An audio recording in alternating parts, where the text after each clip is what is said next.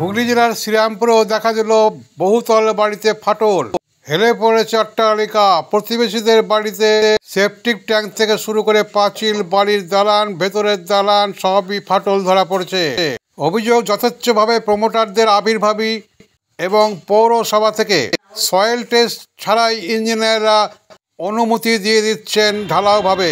মাটির ধারণ ক্ষমতা কত সেসব বিচার না করেই প্রমোটাররা দেদার অনুমোদন পেয়ে যাচ্ছে।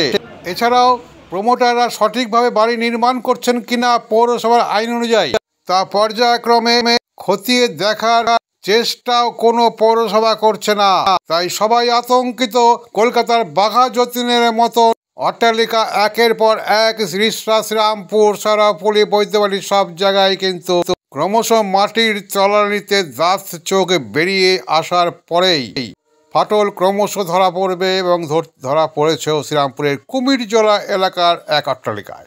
আমরা একটু অন্যরকম দু চোখ দিয়েই দেখি, তাই এদিকটা প্রতিটা পৌরসভাকে নজর দিতে হবে। নজরে রাখুন প্রমোটারদের প্রতি এবং মাটির প্রতি, তবেই সমস্যার সমাধান হবে, দুর্ঘটনা কমবে। আপনারা দেখছেন এখন নজর ইএনসি বাংলা থেকে। আমি ডাক্তার সঞ্জয় সেন আপনাদের সামনে। পৌরকর্মীরা যেমন সাফাই দিচ্ছে, তেমনি প্রমোটারও যুক্তি। অট্টালিকার মাথায় ওজন বাড়েনি, হেলেও পড়েনি। এবার ভাবুন কোন চোখ ঠিক আছে, পৌর ইঞ্জিনিয়ারদের চোখ না প্রতিবেশীদের চোখ না প্রমোটারদের চোখ? সত্যটা তবে কি?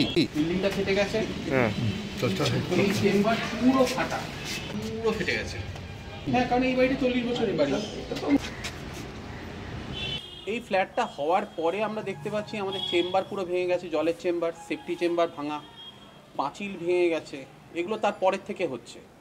রিসেন্টলি যে ঘটনাগুলো ঘটছে তারপরে ঠিক করেছিলাম যে একবার আরটিআই করে দেখব যে কোনো পাওয়া যায় কিনা।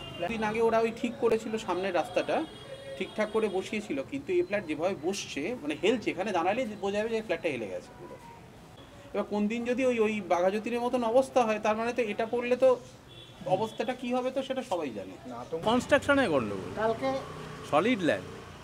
ও তো মাটির জন্য হয়নি, ও তো ফাউন্ডেশন যেমন দিয়েছে, ইঞ্জিনিয়ার যেরকম প্ল্যান দেখিয়েছে সেখানে ফাউন্ডেশন, এবার ডিজাইন মারতে গিয়ে সামনে এত লোড দিয়ে দিয়েছে, যার জন্যে আমার তো ধারণা তাই কনস্ট্রাকশনেরই গন্ডগোল। মোহিত নন্দী। এটা তুষার ঘোষ যিনি প্রমোটার তিনি করেছিলেন এবং এটা 2020 সময়, তখন আমি এসছি নিজে 2020 সময় উনি প্ল্যান পাস করেছেন। তারপর তিনি যেরকম তৈরি করেছেন হাই রাইস, তো সেক্ষেত্রে ওনাকে যখন খবর পাওয়া যায়, মিউনিসিপ্যালিটি থেকেও খবর হয়, তখন ওনাকে সেই নিয়ে ইন্টারোগেশনের জন্য নোটিশও পাঠানো হয়। সেই অনুযায়ী যা যাবতীয় ঠিক করবার বা যা নেসেসারি স্টেপস যা নেওয়ার কথা সেটা ওনাকে সমস্তই বলা হয়েছে পৌরসভার পক্ষ থেকে। এবং আমার পক্ষ থেকেও যখন আমার কানে আসে, যে ওখানকার যারা স্থানীয় বাসিন্দা ছিলেন আমাকে অবগত করেন যখন, তখন আমিও ওনাকে বলি সেক্ষেত্রে। তো উনি বলেছিলেন সেসব ব্যবস্থা উনি নেবেন।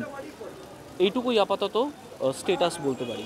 যে দেখুন, আমি তো নিজেই ইঞ্জিনিয়ার নই বা আমি সেইখানে সেটা তো বলতে পারবো না। সেটা পৌরসভার যারা আধিকারিকরা রয়েছেন তাদের সাথে কথা বলে, বা উনি যেভাবে প্ল্যান পাস করেছেন, স্ট্রাকচারাল ইঞ্জিনিয়ার যিনি আছেন বা ইঞ্জিনিয়ার, তাদের সাথে কথা বলে সেই যে বেসিক নেসেসিটি বা ব্যবস্থাটা যেটা, সেটা ওনাকেই নিতে হবে।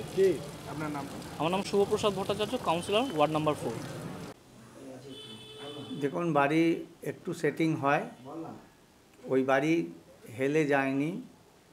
সামনের মাটি একটু খারাপ আছে, সে মেঝেটা একটু ফাটল এসেছিল।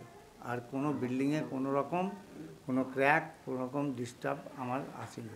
শ্রীরামপুর মিউনিসিপ্যালিটি উনি ওটা ইন্সপেকশন করেছিলেন এবং তাতে রিপোর্ট কোনো খারাপ আসেনি। মাথার এলিভেশনটা প্রজেকশন করা আছে বলে আপনার হেলে আছে মনে হচ্ছে, কিন্তু মাথাটা হেলে নেই। ওটা হচ্ছে রুফ থেকে বের করে এলিভেশনটা করার জন্য, ওটা দেখলে মনে হয় মাথা হেলে আছে, কিন্তু হেলে নেই। আমার ব্যবস্থা নিয়ে ইঞ্জিনিয়ার তার অ্যান্সার করবেন। আমি তো আমার কোয়ালিটি অনুযায়ী কাজ করেছি, কোনো রকম প্রবলেম নেই।